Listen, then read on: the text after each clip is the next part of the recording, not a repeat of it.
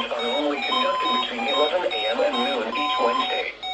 If there had been a threat of severe weather, the test would have been postponed until the next available good weather day. Reception of this broadcast and the warning alarm will vary at any given location. This variability, normally more noticeable at greater distances from the transmitter, can occur even though you are using a good quality receiver in good working order. The warning alarm will be activated for hazardous watches and warnings.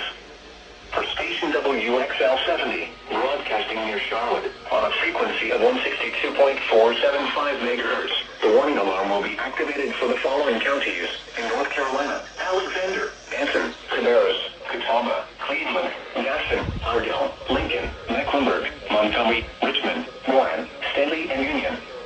In South Carolina, Cherokee and York.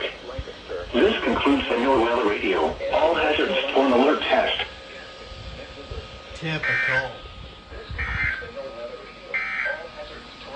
Now for the official National Weather Service forecast for the Piedmont of the Carolinas, including Charlotte and vicinity.